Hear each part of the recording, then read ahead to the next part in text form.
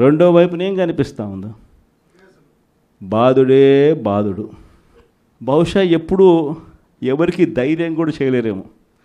6 నెలలు కూడా తిరక్క మునిపే ఏకంగా 15,000 కోట్ల రూపాయలు కరెంటు ఛార్జీల బాధుడే బాధుడు అనే కార్యక్రమం ఒక చంద్రబాబు నాయుడు గారు మాత్రమే చేయగలుగుతారేమో. బహుశా ఇంకెవరు చేసేదానికి ధైర్యం కూడా సరిపోతేమో. కానీ ఈరోజు చూస్తే కరెంటు బిల్లులు చూస్తే బాధుడే బాధుడు కార్యక్రమం కనిపిస్తూ ఉంది. కరెంటు బిల్లులు ఒక్కటే కాదు, ఇలా ఏది చూసినా కూడా గ్రామీణ రోడ్లలో ఇక రాబోయే రోజుల్లో టోల్ అంట. అంటే గ్రామీణ రోడ్లలో వెహికల్స్ ప్రయాణం చేస్తూ ఉంటే నేషనల్ హైవేల మీద టోల్ కట్టే పరిస్థితి చూసినాం. ఇప్పుడు గ్రామీణ రోడ్లలో కూడా టోల్ వసూలు చేసే కార్యక్రమాలకు చంద్రబాబు నాయుడు శ్రీకారం చుడతా ఉన్నాడు. ఇంతటితో అయిపోలే.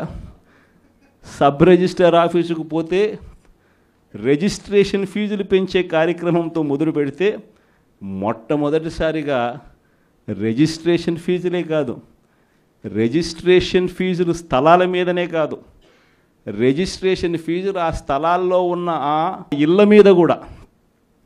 మామూలుగా ఇంటి విలువ ఒక 20 ఏళ్ళు స్థలంలో ఒక ఇల్లు ఉంటాయి, 20 ఏళ్ళ తర్వాత ఆ ఇంటి విలువ ఎంత అంటే 0. ఎందుకనంటే ఆ ఇంటికి ఏం విలువ ఉంటుంది? 20 ఏళ్ళ ఇల్లు, 15 ఏళ్ళ ఇల్లు అని అంటే. కానీ అట్ట కాదు, ఆ ఇల్లు ఉంటే చాలు, ఆ ఇంటికి కూడా మొట్టమొదటిసారిగా రేట్లు వాటికి కూడా పెంచి సబ్ రిజిస్టర్ ఆఫీస్లో ఇప్పుడు విలువ కట్టే కార్యక్రమాలు చేస్తూ ఉన్నారు. ఇలా ఏది తీసుకున్నా కూడా బాధుడే బాధుడు కనిపిస్తూ ఉంది. మరోవైపున చూస్తే చదువుకుంటా ఉన్న పిల్లలకు ఫీజులు అందడంలా.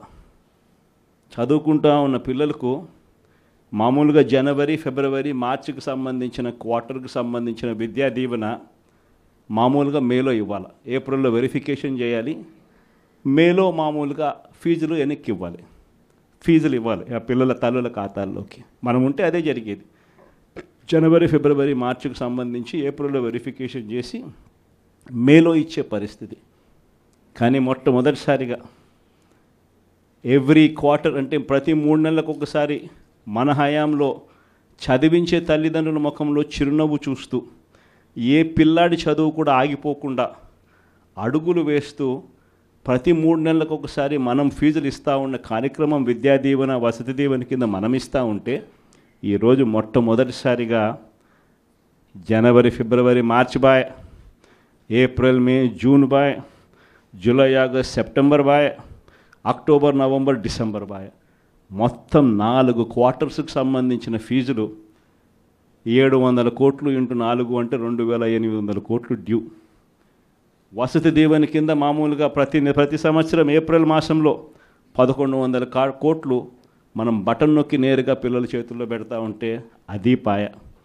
మొత్తానికి విద్యా దీవెన, వసతి దీవెన కింద 3,900 కోట్ల రూపాయలు చంద్రబాబు నాయుడు గారు ప్రభుత్వం వచ్చిన తర్వాత ఫీజులు అందక మొట్టమొదటిసారిగా పిల్లలు చదువులు మానేస్తూ ఉన్న పరిస్థితి ఈరోజు కనిపిస్తూ ఉంది.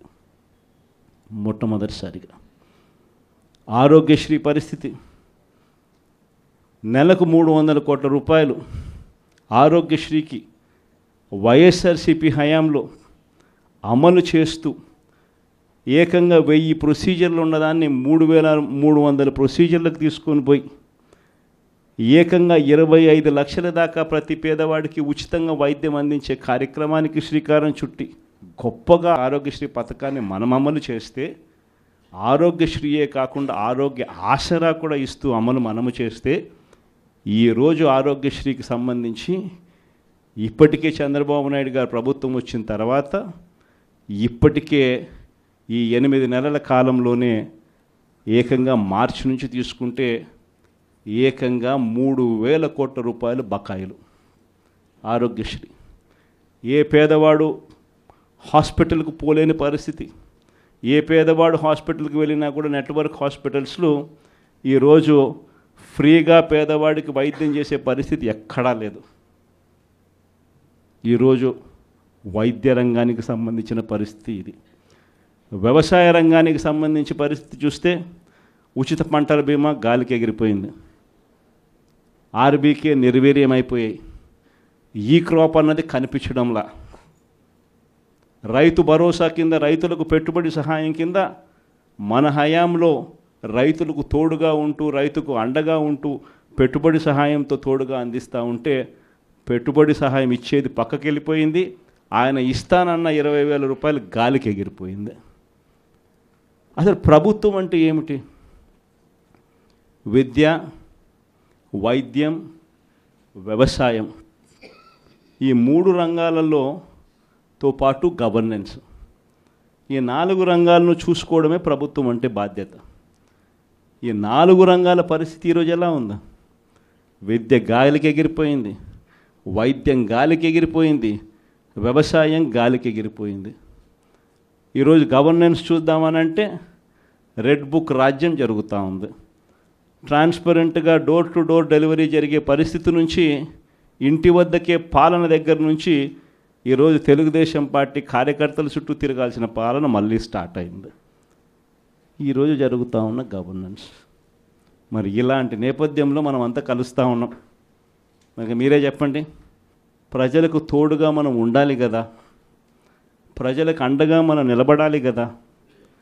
ప్రజలకు తోడుగా నిలబడగలిగినప్పుడే వాళ్ళ మీద ఉన్న వ్యతిరేకత మన మీద, మన నాయకుల మీద సింపతి కింద కన్వర్ట్ అవుతుంది. ఈ సంక్రాంతి కల్లా పార్టీ నిర్మాణం, జిల్లా కమిటీలు, నియోజకవర్గ కమిటీలు, మండల కమిటీలు, ఇవన్నీ మీరు సంక్రాంతి కల్లా మీరు అన్నీ కూడా పూర్తి చేసే కార్యక్రమాలు చేయండి.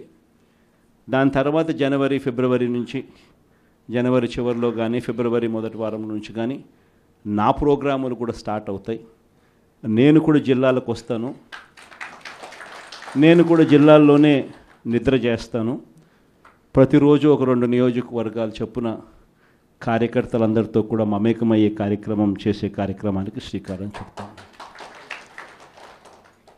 నా ప్రోగ్రాంలో ఒకసారి స్టార్ట్ అయిన తర్వాత మండల స్థాయి నుంచి గ్రామ స్థాయి దాకా పార్టీ బలోపేతం చేసే విధంగా చర్యలు తీసుకునే కార్యక్రమానికి మనం శ్రీకారం చుడతాం. విలేజ్ కమిటీసు, బూత్ కమిటీసు, వీటిని సంబంధించి ఎలా వీటిని అన్నిటినీ కూడా బలోపేతం చేయాలి, వీటిని అన్నిటినీ ఆర్గనైజ్డ్ పద్ధతిలోకి ఎలా తీసుకుని రావాలి. సోషల్ మీడియా అన్నది ఒక బలమైన ఆయుధంగా కూడా మనం ఎలా ఉపయోగించుకోవాలి అన్నది కూడా చెప్పేటివన్నీ కూడా నేను ఎప్పుడైతే జిల్లాలకు వస్తానో అప్పుడు నా కార్యక్రమంలో ఇవన్నీ కూడా మీరు నేను అందరం కలిసికట్టుగా డిస్కస్ చేసి ఇవి గ్రామ స్థాయిలోకి పర్కులేట్ అయ్యేట్టుగా మీరు నేను అందరం కలిసి అడుగులు వేస్తాం. ఎందుకనంటే ఈరోజు మనం యుద్ధం చేసేది ఒక చంద్రబాబుతో కాదు, ఒక ఈనాడు, ఒక ఆంధ్రజ్యోతి, ఒక TV5 ఇలాంటి ఒక చెడిపోయిన ఒక సామ్రాజ్యంతో యుద్ధం చేస్తూ ఉన్నాం. వీళ్ళని ఎదుర్కోవాలి అంటే, ఆ మీడియా సామ్రాజ్యాన్ని మనం ఎదుర్కోవాలి అంటే మనకున్న ఏకైక అస్త్రం మన చేతుల్లో సెల్ ఫోన్. ప్రతి ఒక్కళ్ళం మనలో మన దగ్గర నుంచి మొదలెడితే గ్రామ స్థాయిలో ఉన్న ప్రతి విలేజ్ కమిటీ మెంబర్ దగ్గర నుంచి బూత్ కమిటీ మెంబర్ దాకా ప్రతి ఒక్కరికి కూడా వాళ్ళ ఫోన్ అనేది ఒక ఆయుధం కావాలి. మీకు గుర్తుందో లేదో, పెన్షన్ మన హయాంలో ఎన్నికల నోటిఫికేషన్ ఇచ్చే టయానికల్లా మన హయాంలో పెన్షన్లు దాదాపుగా 66,34,742 ఉంటే ఎన్నికల నోటిఫికేషన్ వచ్చే టయానికి ఈరోజు చంద్రబాబు నాయుడు గారు వచ్చే టయానికల్లా డిసెంబర్ నాటికల్లా పెన్షన్లు చూస్తే 62,81,000 తగ్గిపోయినాయి. అంటే 3,53,000 పెన్షన్ ఇప్పటికీ కటింగ్. ఇది కాక ఇంకా వికలాంగుల మీద చంద్రబాబు నాయుడు మళ్ళీ ఒక కమిటీ వేసి ఇంటింటికి వికలాంగులు ఎలా ఉన్నారు అని చెప్పి ఇంటికి పంపించి వాళ్ళ పెన్షన్ ఎలా కట్టింగ్ చేయాలని చెప్పి అప్పుడే స్టార్ట్ చేసినాడు. అంటే ఈయన ఉద్దేశం ఈ మార్చి కల్లా ఇంకొక 3 లక్షల పెన్షన్ తగ్గించాలని. సో లెఫ్ట్ రైట్ సెంటర్లు పెన్షన్ తగ్గిస్తూ ఉన్నారు. పెన్షన్ ఎవరికైతే రాకుండా పోతుందో వాళ్ళు ఫోటో తీయడం పెట్టడం, ఎందుకు నాకు పెన్షన్ ఇవ్వడంలా. అలా మా స్కూళ్ళ పరిస్థితి ఏమిటి, మా కాలేజీల పరిస్థితి ఏమిటి, మా ఊరిలో ఉన్న హాస్పిటళ్ళ పరిస్థితి ఏమిటి అని ప్రతి విషయంలో కూడా మనము ప్రతి కార్యకర్త కూడా విలేజ్ లెవెల్లో ఉన్న కార్యకర్త దగ్గర నుంచి నియోజకవర్గ స్థాయి లీడర్ వరకు కూడా ప్రతి ఒక్కరూ కూడా ఈ ఫోన్ అనే ఒక ఆయుధంతో ప్రజలను జాగృతం చేయాల్సిన అవసరం ఉంది. ఇవన్నీ కూడా రాబోయే రోజుల్లో గ్రామ స్థాయిలోకి మనం తీసుకొని పోయి ప్రతి ఒక్కరిని కూడా జాగృతి చేసే కార్యక్రమం ఉంది.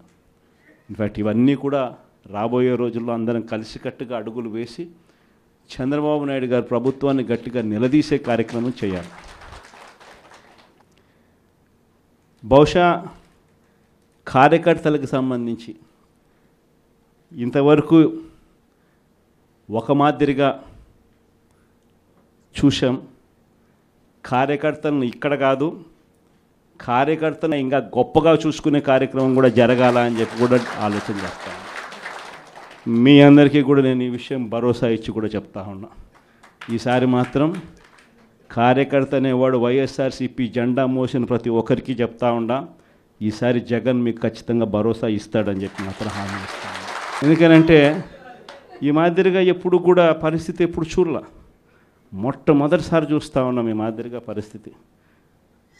వీళ్ళంతకు వీళ్ళే కొడతా ఉన్నారు, వీళ్ళంతకు వీళ్ళే దొంగ కేసులు పెడతా ఉన్నారు, వీళ్ళంతకు వీళ్ళే మ్యానుఫ్యాక్చర్ చేస్తూ ఉన్నారు కేసులు, వీళ్ళంతకు వీళ్ళే విట్నెస్లు మ్యానుఫ్యాక్చర్ చేస్తూ ఉన్నారు, వీళ్ళంతకు వీళ్ళే కేసులు పెడతా ఉన్నారు. ఒక మనిషిని ఏకంగా 10 చోట్లకు తిప్పుతూ ఉన్నారు. శ్రీకాకుళం నుంచి మొదలు పెడితే కర్నూలు దాకా ప్రతి జిల్లాలోనూ 4 రోజులు 3 రోజులు పెట్టుకుంటూ తిప్పుతూ పోతూ ఉన్నారు. ఇది నిజంగా మారాలా?